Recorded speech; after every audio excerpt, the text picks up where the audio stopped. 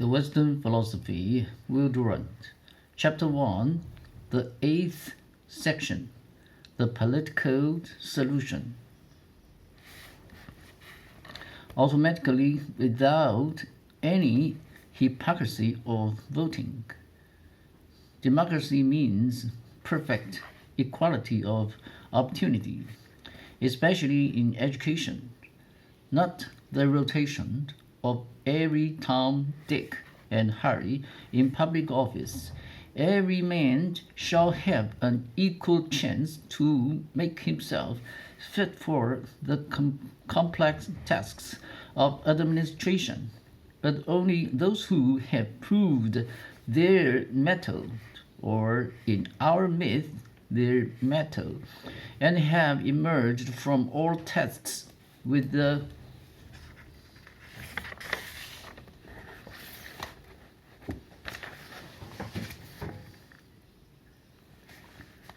insignia of skill, shall be eligible to rule. Public officials shall be chosen not by votes nor by secret cliques, pulling the unseen wires of democratic pretense, but by their own ability, as demonstrated in the fundamental democracy of an equal race. Nor shall any man hold office without specified training, nor hold high office till he has first filled a lower office well. Is this aristocracy? Well, we need not be afraid of the word, if the reality is good, which it betokens. Words are wise men's counters, without value of their own. They are the money only of fools and the politicians. We want to be ruled by the best, which is what aristocracy means. Have we not, Carlyle-like, yearned and prayed to be ruled by the best?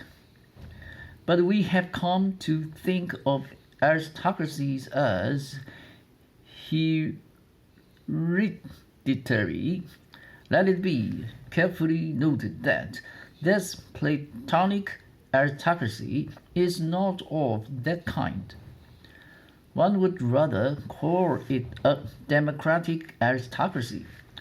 For the people, instead of blindly electing the lesser of two evils presented to them as candidates by nominating cliques, will here be themselves ever one of them, the candidates, and will receive an equal chance of education election to public office.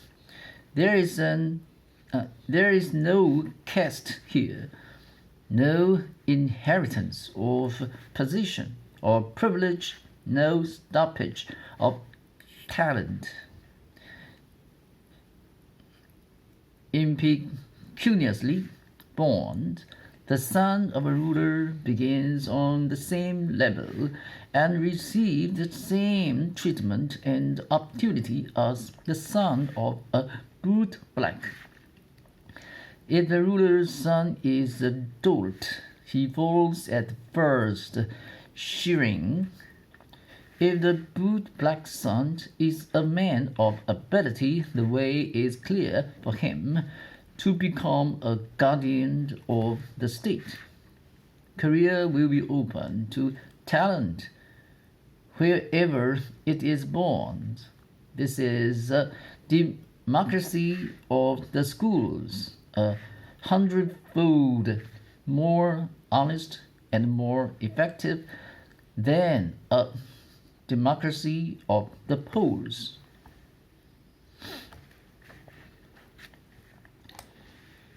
And so, setting aside very other business, the guardians will dedicate themselves wholly to the maintainers of freedom in the state, making this their craft, and engaging in no work which does not bear upon this end. They shall be legislature and executive and court in one. Even the laws shall not bind them to a dogma in the face of altered circumstance. The rule of the guardians shall be a flexible intelligence unbound by precedent. But how can men of 50 have a flexible intelligence? Will they not be mentally plastered, casted by routine? Are they mantas echoing? No doubt. Some hot brotherly debate in Plato's home objects that philosophers are dolts or rogues who would rule either foolishly or selfishly or both. The votaries of philosophy who carry on the study not only in youth with a view to education, but as the pursuit of their mature years, these men, for the most part, grow into very strange beings, not to say utter scoundrels. And the result with those who may be considered the best of them is that they are made useless to the world by the very study which you extol. This is a fair enough description of some bespectacled modern philosophers. But Plato answers that he has guarded against this difficulty by giving his philosophers the training of life as well as the erudition of the schools, that they will in consequence be men of action rather than merely men of thought, men seasoned to high purposes and noble temper by long experience and trial. By philosophy, Plato means an active culture, wisdom that mixes with the concrete business of life. He does not mean a closeted and impractically metaphysician. Plato is the man who least resembles Kant, which is, with all respect, a considerable merit. So much for incompetence. As for rascality, we may provide against that by establishing among the guardians a system of communism.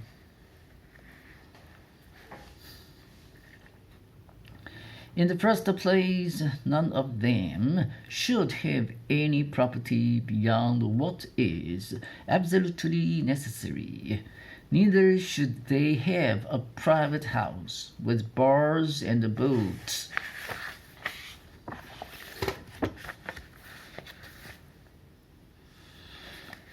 Closed against anyone who has a mind to enter.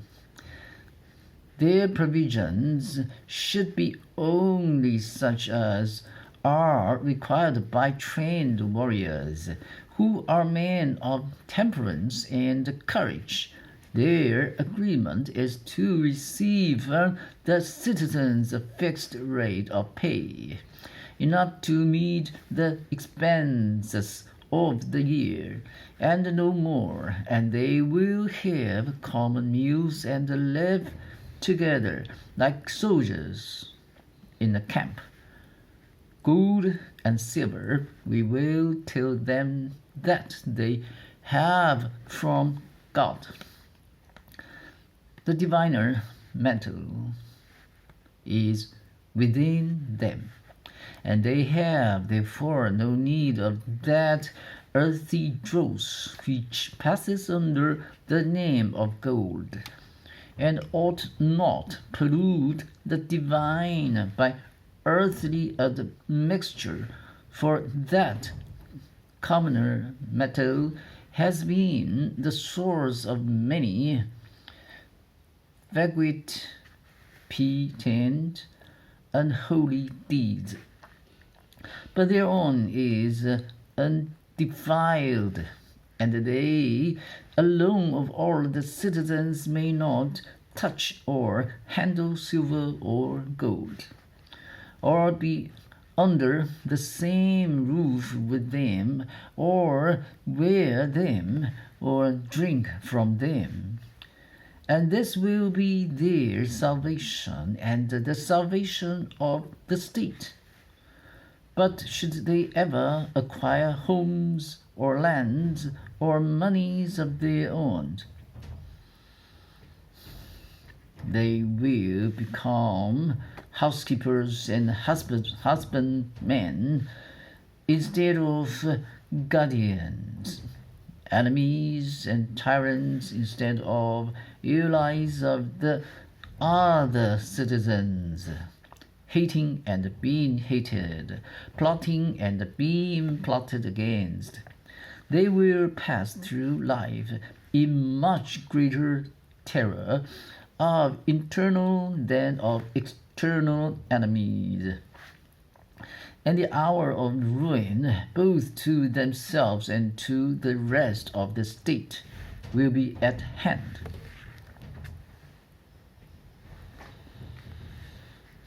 This arrangement will make unprofitable as well as dangerous for the guardians to rule as a clique, seeking the good of their class rather than that of the community as a whole.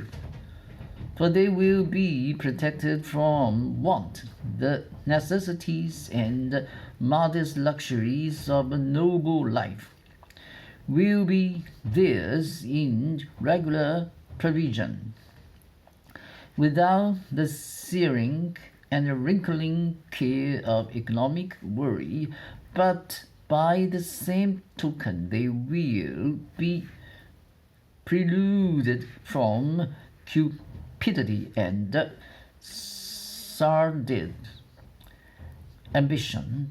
They will always have just so much of the world's goods, and no more. They will be like physicians establishing and themselves accepting a dietary for a nation. They will eat together like consecrated men. They will sleep together in single barracks like soldiers sworn to simplicity. Friends should have all things in common, as Pythagoras used to say. So the authority of the guardians will sterilized and their power made poisonous. Their sole reward will be honor and the sense of service to the group, and they will be such men as from the beginning have deliberately consented to so materially limited a career, and such men as at the end of their stern training will have learned to value the high repute of the statesman above the crass emoluments of the office-seeking politicians or the economic man. At their coming, the battles of politics will be no more.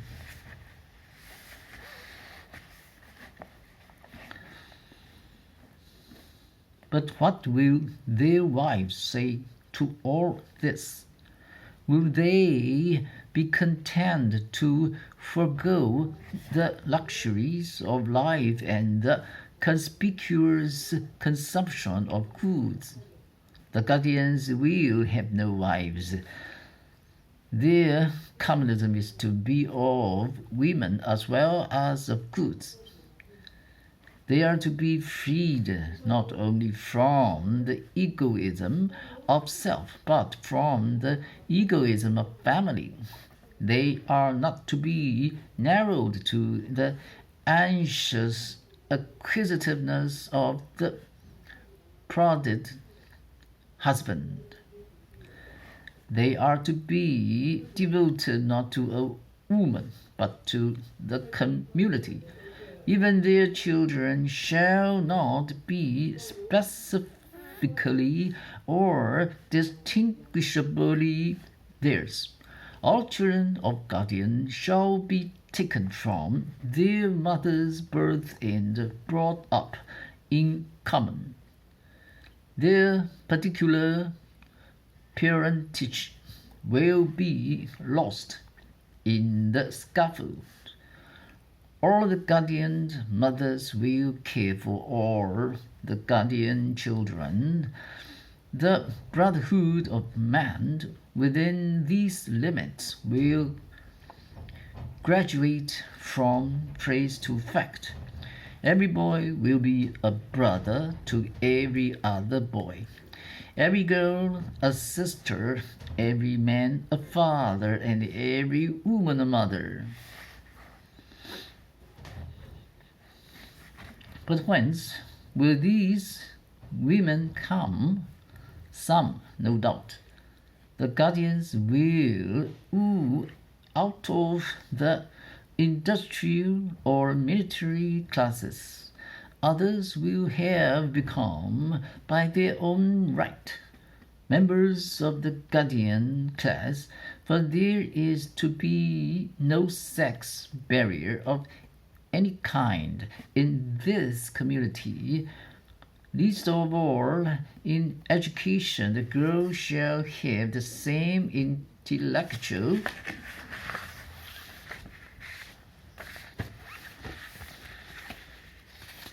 opportunities as the boy, the same chance to rise to the highest positions in the state.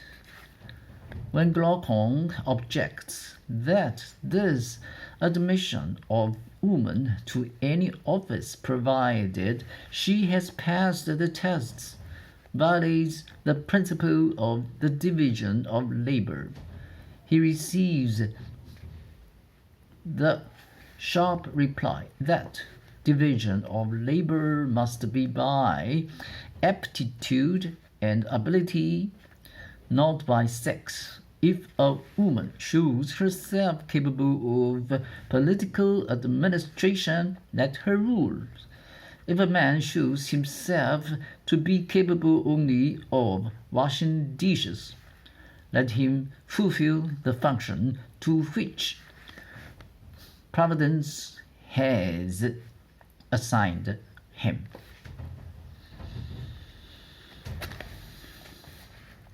Community of wives does not mean indiscriminate mating. Rather, there is to be strict eugenic supervision of all reproductive relations. The argument from the breeding of animals here starts its wandering career. If we get such good results in breeding cattle selectively for qualities desired, and from breeding only from the best in each generation, why should we not apply similar principles to the mating of mankind? For it is not enough to educate the child properly.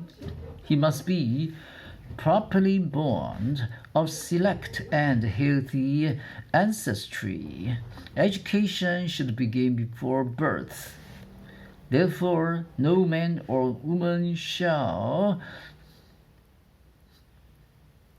procreate unless in perfect health. A health certificate is to be required of every bride and groom. Men may reproduce only when they are above 30 and under 45. Women only when they are above 20 and under 40. Men married by 35 are to be taxed into felicity.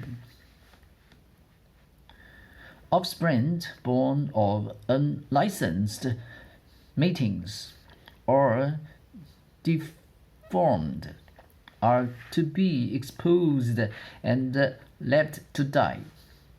Before and after the ages specified for procreation, mating is to be free, on condition that the fetus be aborted. We grant this permission with strict orders to the parties to do all in their power to prevent any embryo from seeing the light. And if any should force its way to birth, they must understand that the offspring of such a union cannot be maintained, and they must make their arrangements accordingly. The marriage of relatives is prohibited as inducing degeneration. The best of either sex should be united with the best as often as possible, and the inferior with the inferior, and they are to rear two offspring of the one sort, but not that of the other, for this is the only way of keeping the flock in prime condition. Our braver and better youth, beside their other honors and rewards, are to be permitted a greater variety of mates, for such fathers ought to have as many sons as possible.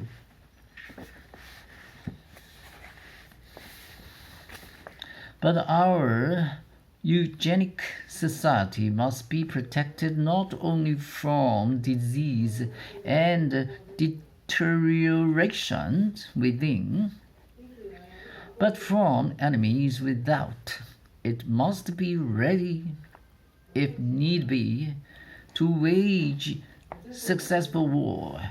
Our modeled community would, of course, be pacific, for it would restrict population within the means of subsistence. But neighboring states not so managed might well look upon the orderly prosperity of our utopia as an invitation to raid and rapine. Hence, while deploring the necessity we shall have in our intermediate class a sufficient number of well-trained soldiers, living a hard and simple life like the Guardians, on a stated modicum of goods supplied by their maintainers and forefathers, the people. At the same time, every caution must be taken to avoid the occasions of war. The primary occasion is overpopulation. The second is foreign trade, with the inevitable disputes that interrupt it. Indeed, competitive trade, really a form of war. Peace is only a name. It will be well, then, to situate our ideal state considerably inland, so that it shall be shut out from any high development to foreign commerce. The sea fills a country with merchandise and money-making and beginning. It breeds a man's mind's habits of financial greed and faithlessness alike in its internal and its foreign relations. Foreign trade requires a large navy to protect it, and navalism is as bad as militarism. In every case, the guilt of war is confined to a few persons, and many are friends. The most frequent wars are precisely the vilest civil wars. Wars of Greek against Greek, like the Greeks from a pan-Hellenic league of nations, uniting lest the whole Greek race someday fall under the yoke of barbarian peoples.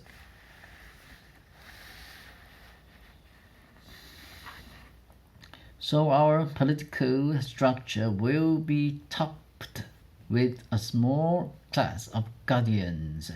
It will be protected by a large class of soldiers and auxiliaries, and it will rest on the broad base of a commercial, industrial, and agricultural population. This last, or economic class, will retain privileged property, private mates, and private families, but trade and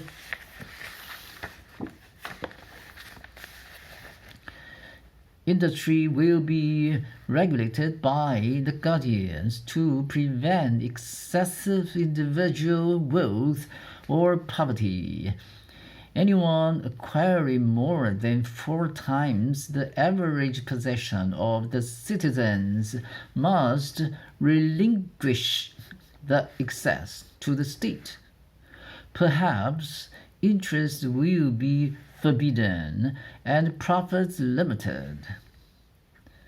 The communism of the guardians is impracticable for the economic class. The distinguishing characteristics of this class are powerful instincts of acquisition and competition. Some noble souls among them will be free from this fever of combative possession, but the majority of men are consumed with it. They hunger and thirst not after righteousness nor after honor, but after possessions endless, multiplied. Now men engrossed in the pursuit of money are unfit to rule a state, and our entire plan rests on the hope that if the guardians rule well and live simply, the economic men will be willing to let them monopolize administration if they permit him to monopolize luxury. In short, the perfect society would be that in which each class and each unit would be doing the work to which its nature and aptitude best adapted, in which no class or individual would inferior with others, but all would cooperate in difference to produce an efficient and harmonious whole. That would be a just state.